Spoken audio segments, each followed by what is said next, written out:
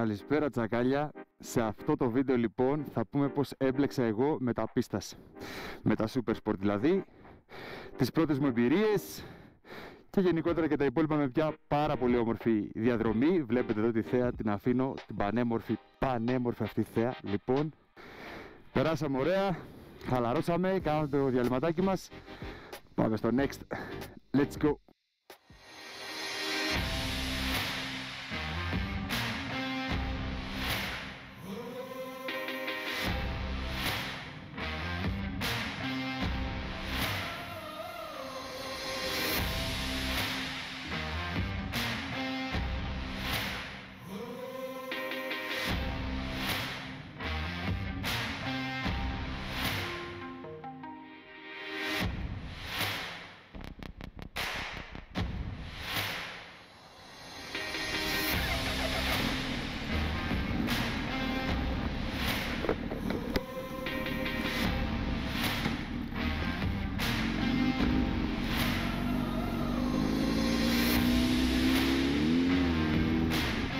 Αφήνουμε αυτή την υπέροχη θέα λοιπόν και πάμε σιγά σιγά να γυρίσουμε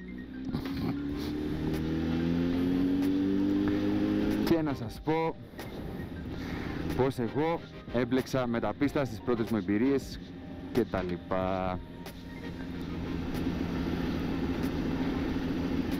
Μάγκες, η πρώτη μου εμπειρία με πίστας ήταν RS 125 του 1999 μοντέλο. Το έχετε δει και στα προηγούμενα βίντεο που έχουμε πει την προϊστορία μας.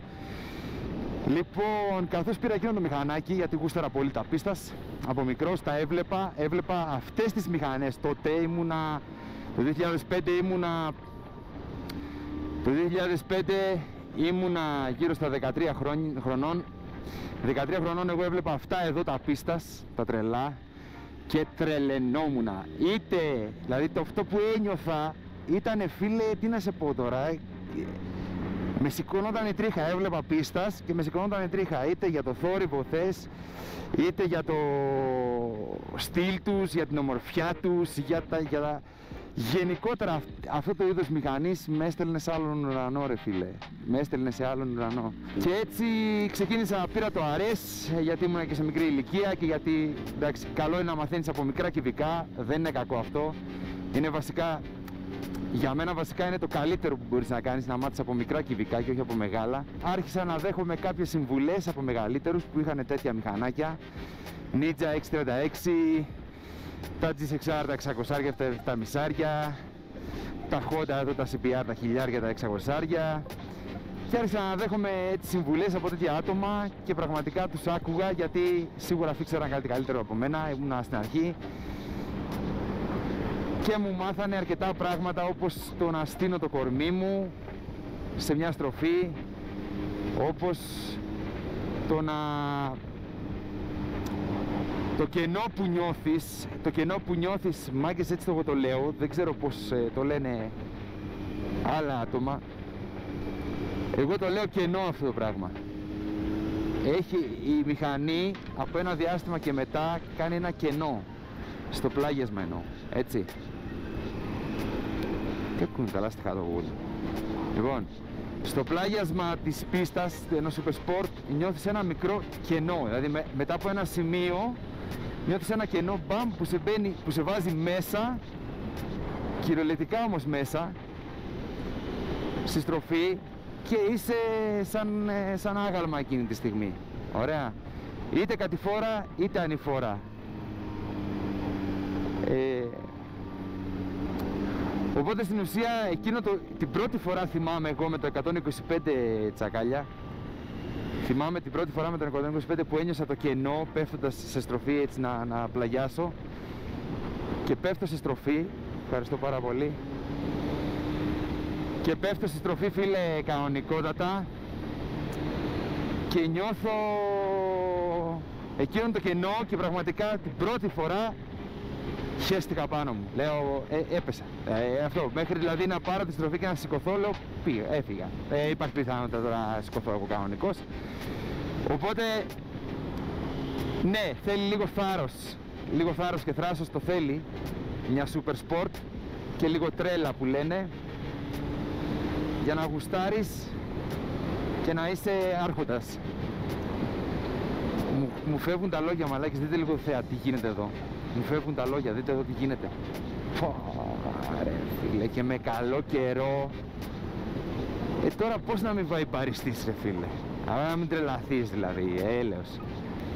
Και μετά θα δείτε εδώ κάτι φωτογραφίες. Έχει τρελαθεί ο αδερφός μου. Έχει σαλτάρει ο αδερφός μου και λέει τελείωσε, πάω να πάρω ένα RO6. Όταν το είπε στην αρχή RO6, εγώ τότε δεν ήξερα καν τι είναι αυτό το μηχανάκι. Τότε όντως δεν ήξερα το RO6, τότε δεν το ήξερα εκείνο το μηχανάκι. 2008 χρονολογία. Πάει, παίρνει μάγκες το RO6 και μου λέει, έλα, μου λέει, άμα θες να το κάνεις καμιά βόλτα. Εννοείται πως και ήθελα, εννοείται πως και δεν φοβόμουν, εννοείται πως και γούσταρα τρελά. Απλά το μόνο που σκεφτόμουν ήταν να μην του κάνω κάτι κακό. Αλλά και πάλι λέω εντάξει, τι κακό να του κάνω. Θα ανέβω πάνω, θα οδηγήσω, θα πατήσω τα γκάζια, εντάξει, κομπλέ. Και μάγκες, που λέτε, παίρνω που λέτε το RO6. Είχαμε κατέβει εκεί σε ένα ποτάμι, έτσι, μια όμορφη διαδρομή. Παίρνω το RO6 μάγκες. Και βγαίνουμε τώρα, έχω δικάβαλο από πίσω στον αδερφό μου, είμαι εγώ προς το τιμόνι, μπροστά. Και βγαίνουμε που λέτε στην ευθεία και πάω να ανοίξω τη Δευτέρα. Και το γαμημένο σηκώνεται σούζα. Ρε, σηκώνεται μόνο του έτσι. Μόνο του. Όχι δεν κάνει τίποτα. Έτσι, πάτησε το γκάζι και με σηκώνει. Φοβάμαι να αφήσω από το γκάζι να σκάσει κάτω με αρχίσει οχτάρια το τιμόνι. Είμαστε και δικαβαλιά. Το χαμαλακώνω το γκάζι, παπ, το ρίχνω. Βάζω τρίτη. Να πατήσω γκάζι να το δω πάλι. Παπ! Κάτσε ρε, του λέω ρε. Κάτσε ήσυχα να πούμε, τρελάθηκα. Τίποτα εκείνο ρε. Και τρίτη μαζί. Δικαβαλιά φυσικά, πίσω είχα βάρος στον αδερφό μου. Αλλά και με τρίτη και σηκωνόταν έρθει το γαμημένο. Λέω κάτσε ήρεμα ρε. Αν τρελαθούμε τελείως. Και που λέτε, εντάξει, μετά το πάτησα κάτι γκάζι Τετάρτη εκεί πέρα, λίγο το χάρηκα. Όχι, φυσικά δεν έφτασε στις τελικές ταχύτητες, καταλαβαίνετε. Μόνο που ένιωσα τη μέση ροπή, εγώ άστο. Τα έκανα στα βραγιά μου, γούσταρα τρελά, άστο. Δηλαδή τελείωσα μέσα στο βρακί μου, κυριολεκτικά τώρα όμως, έτσι. Και τέλος πάντων, φτάνουμε σπίτι, κατεβαίνουμε και παίρνω το αρές, μάγκες. Παίρνω το αρές και να το λιώνω, να πατάω το γκάζι και να μην το αφήνω, ρε, τάπα ρε. Και να μην νιώθω Χριστό, να νομίζω ότι πάω με 0. Να νομίζω ότι πάω με 5 χιλιόμετρα κυριολεκτικά. Ήτανε πολύ κακό αυτό, μαγκές. Ήτανε πραγματικά, ήτανε πάρα πολύ κακό.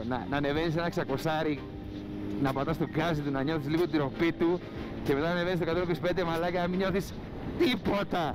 Λες τίποτα, ανέβηκα σε κάποιο ποδήλατο. Αυτό ένιωθες, ότι έτρεξες με ένα ποδήλατο. Αλήθεια όμως. Τρέλα φίλε, σε πιάνει τρέλα. Εν πάση περιπτώσει, εντάξει. Θα χαρούμε και λίγο εδώ τη στροφούλα. Άτσα! Δεν έχει ποτέ μέσα στις στροφές, με βγάζει μέσα στο ρεύμα να πούμε. Λοιπόν, και που λέτε, αυτή ήταν η πρώτη μου εμπειρία. Μετά η δεύτερη εμπειρία που ήταν και πολύ πιο μεγάλη, το GSXR φυσικά, που έκανα πολλές τρέλες, πολλά πράγματα. Έμαθα πολλά πράγματα με το GSXR. Σιγά σιγά έκανα κάποια πράγματα. Οι στροφές και αυτά, όπως είπαμε, η τεχνική στο προηγούμενο βίντεο. Θέλει τεχνική, μάγκες, θέλει να αφιερώσετε λίγο χρόνο, είτε σε πίστα.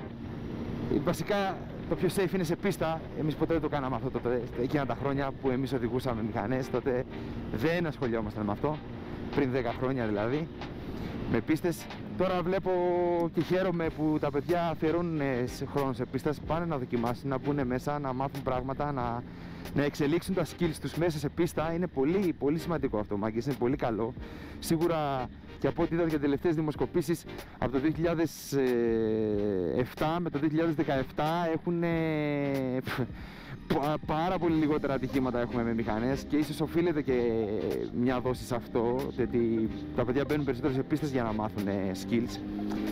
Και είναι πολύ καλό αυτό, πολύ χαίρομαι για αυτό το πράγμα για την Ελλάδα και για τα κράνη που φοράτε κράνη και βλέπω κάτω στην Ελλάδα τα κατεβαίνω. Είναι πραγματικά χαίρομαι, γιατί ήμουν άνθρωπος από τότε εγώ που φορούσα στολή και κράνος για να φύγω μέσα το χωριό με το GSXR, να πάω κάπου αλλού. Ακόμα και με το 400 το Bandit φορούσα στολή για να πάω ακόμα και παραλία, μάγκες. Και άφηνα τη στολή στο Ford Bagage των φίλων και έκανα το μπανάκι μου και ξανά στολή και πίσω. Κανονικά. Να μου πεις τώρα είναι λίγο μανίκι εδώ, αν δεν έχεις φίλους με αμάξι, πού θα την αφήσεις τη στολή. Την έχω αφήσει και στην παραλία, εντάξει, μετά την τεινάζεις λίγο, έχει πολύ άμμο, δεν γαμιέται. Αλλά ρε φίλε, πραγματικά χαίρομαι που κοιτάτε την ασφάλειά σας. Όμως μην κλειδώνετε εκεί, μάγκες, μην κλειδώνετε στο ότι το κράνος και το κουφάνι, η στολή και το κράνος και τα γάντια και οι πότες θα σε σώσουν όσο μαλάκας οδηγός και να είσαι. Όχι, καμία σχέση, μάγκες. Αν είσαι επιπόλαιος οδηγός δεν θα την γλιτώσεις πολύ εύκολα. Και άντε να την γλιτώσεις πολύ κολοφαρδία. Και όταν λέμε για τύχη, σκεφτείτε πόσοι κερδίζουν το Τζόκερ στην Ελλάδα. Καταλαβαίνετε? Οπότε άμα αφήνεις την ακεραιότητά σου, όπως είπαμε και σε παλιότερο βίντεο, στη τύχη, δεν νομίζω να έχεις καλά αποτελέσματα. Οπότε και οι οδηγικές ικανότητες, άμα τις εξελίξεις και τις μάθεις και δεν είσαι λίγο έτσι επιπόλαιος οδηγός, είσαι λίγο πιο συγκεντρωμένος, πιο πολύ ξέρεις τι κάνεις, τα έχεις μάθει, τα έχεις δει, τα έχεις εξασκήσει τέλος πάντων πάνω στη μηχανή σου, που γνωρίζεις και τη μηχανή σου, και κάνεις και μια τρέλα παραπάνω άμα σε παίρνει. Γιατί όχι? Δηλαδή ποιος δεν κάνει? Όλοι κάνουμε, σίγουρα. Ειδικά με αυτά τα τέρατα εδώ πέρα, χιλιάρια και 600, ποιος δεν κάνει τρέλες? Όλοι θα κάνουμε. Το θέμα είναι όμως να έχεις εξελίξει και λίγο την ικανότητα να διαχειρίζεις αυτά τα κυβικά. Έχει μεγάλη, είναι πολύ σημαντικό, μάγκες, το λέω και το ξαναλέω, αλλά ναι, θέλω να σας μείνει στο κεφάλι από αυτό το βίντεο αυτό το πράγμα. Είναι ο εξοπλισμός, είναι οι ικανότητες που εκπαιδεύεσαι και αυξάνεις κάθε μέρα που οδηγάς και παραπάνω και πρέπει να τις δουλεύεις. Είναι να μαθαίνεις και κάποια πράγματα από αυτά, δηλαδή μην είστε από τους οδηγούς, δε φίλε, που σηκώθηκε η σούζα μόνο του και λέτε έκανα σούζα, μπορώ να κάνω σούζα, χωρίς να έχεις καταλάβει καν τι έγινε και απλά σηκώθηκε η σούζα και λες εγώ μπορώ να κάνω σούζα. Δεν είναι έτσι τα πράγματα. Τα πράγματα πρέπει να είναι έκανες σούζα, αλλά ξέρεις γιατί έκανες σούζα και ξέρεις πώς το έκανες και ξέρεις γιατί το έκανες, ώστε να ξέρεις πού θα το κάνεις και εκεί που θα το κάνεις να σε παίρνει. Αυτή είναι η μαγιά, μάγκες. Για μένα αυτή είναι η μαγιά. Και ναι, παίζουν πολλοί παράγοντες ρόλο, ακόμα και ο δρόμος και πράγματα που δεν είναι στο χέρι σου. Ωραία. Και άλλοι οδηγοί, οκ. Αν όμως είμαστε λίγο πιο προσεκτικοί, μάγκες, μπορείς να οδηγάς οτιδήποτε μηχανή θέλεις, όσα κυβικά θέλεις, να τα έχεις σωστά διαχειρίσιμα και να μπορείς, εκτός από το να τα ελέγχεις, να τα διαχειρίζεσαι κιόλας επάνω στα skills σου. Αυτό. Μάγκες, κάπου εδώ θα τελειώσει αυτό το motovlog. Χάρηκα τη βόλτα μου, τώρα έχω λίγο ακόμα διαδρομή που θα τη χαρώ.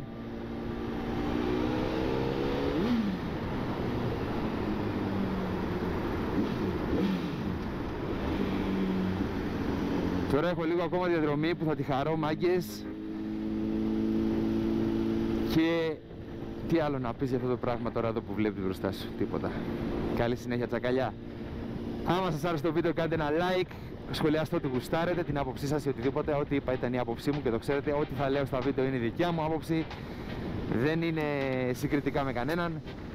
Απλά για αυτό το λόγο ξεκίνησα τα motovlog, για να σας πω κάποια πράγματα, πώς τα βλέπω εγώ από τη μεριά μου. Αυτά. Καλή συνέχεια, τσακαλιά μου. Τσα τσα.